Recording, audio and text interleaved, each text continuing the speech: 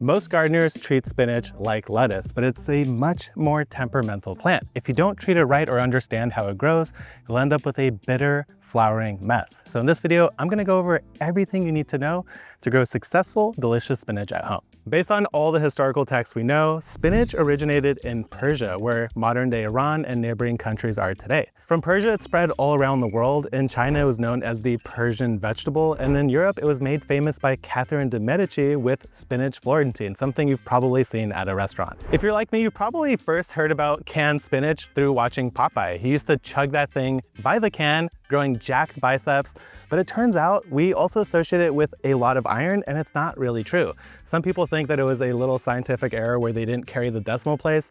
After I did a little bit of research, that also doesn't seem to be true, so I think people just think it has a lot of iron, but it does have plenty of nutrition. It has all the vitamins like vitamin K, C, and A, and it does of course have some iron, but it's not gonna make you as jacked as Popeye. But it is still delicious. So now let's go over some wonderful varieties that you could grow at home. The first one I wanna talk about is Matador. This one has very smooth leaves, and it's known for growing really well in the fall months. Bloomsdale is a classic variety. It's actually an heirloom from the 1800s, and it's wonderful for baby greens. You could get them in like 28 days, and it's also known for doing really well in containers. If you're somebody who suffers from the terrible disease called downy mildew, then you might want to try growing oceanside spinach. It has some resistance to it, and again, this one is known for growing well as baby greens or fully mature spinach. And for those of us in warmer climates, Levewa is perfect because it has some degree of heat tolerance and mildew resistance. But for a guaranteed winner, space spinach is a great recommendation because it has high bolt resistance. It's upright, so the leaves don't get as dirty.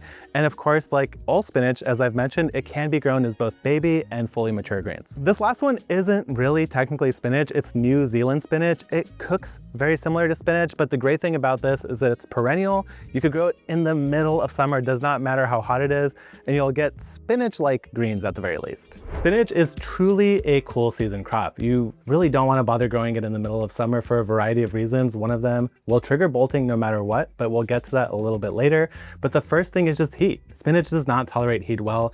It likes cool soil, somewhere in the range of around 50 degrees is ideal for germination, and it doesn't really want to get much hotter than that. Once you get into those 70, 80 degree days, it's going to start struggling and probably go to bolt. That is one of the triggers. Another thing you need to know about spinach is that it does not tolerate acidic soil. Anything lower than 6 will lead to yellow leaves, and you're just not going to have a good time. Now, whenever you're growing spinach at home, we prefer to grow them in something like the 16 cell because if you've ever cooked spinach, you know that those leaves are going to turn into nothing. So you want as many plants as you could possibly get. The 16 cells makes that easy. But there is one thing you should know is that spinach has a taproot. So if you are going to transplant them, this is pretty much where you want to do it. When they have 2 to 4, 6 leaves max, anything longer than that, and you're going to stunt the taproot, and it's just going to bolt early. Now, if you want to direct seed your spinach, all you have to do is keep it simple. They're pretty decently sized seeds. So what I like to do is just make a little divot at most 1/2 inch depth, and I'll put like 2 to 3 seeds in, bury it in, and then the next plant is going to be roughly 6 inches away.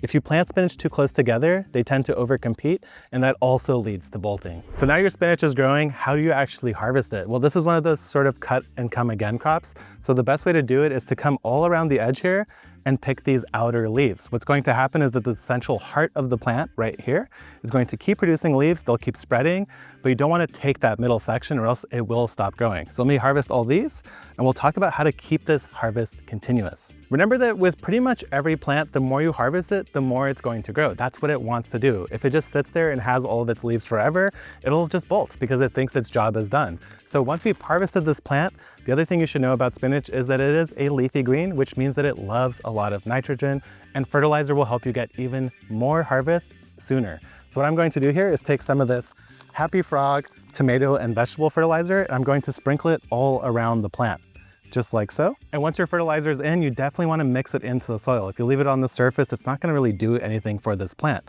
So just make sure you're harvesting continuously, and then ever so often, give it a little bit of nitrogen, and it's going to pay you back with a much bigger harvest. If you're wondering why I've been carrying around this set of transplants but not putting them in the ground, now's the perfect time. When you're growing spinach, you don't want to plant everything at once. You want a succession sow. So now that these are matured and we're getting harvest out of them, what I want to do is plant some more spinach right next to it, at least close enough with that 6-inch spacing. And now what's going to happen is that if this plant bolts, this guy will just be coming in and I will have a longer harvest window. So that's why you always want to be sowing spinach. It's not something that you sow a single time and just walk away.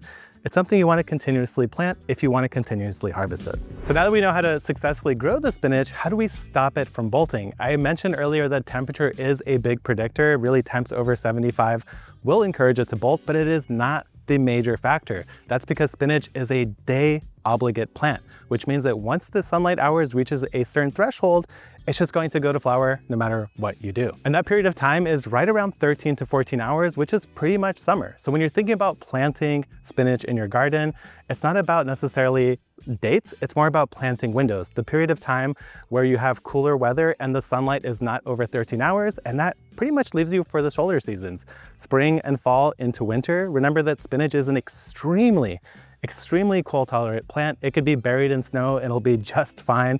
So fall might be a great option for you if you are in a colder climate. If you're in a warmer climate like me, spring is really your best bet. The other things you could do is always choose a bolt resistant variety if that's something that you struggle with. Never plant it in full sun and maybe even use a little bit of shade cloth. As long as you succession sow it and continuously feed it, you'll get more spinach than you even know what to do with. And if you're looking for other crops that can grow in under a month, check this video out over here. Good luck in the garden and keep on growing.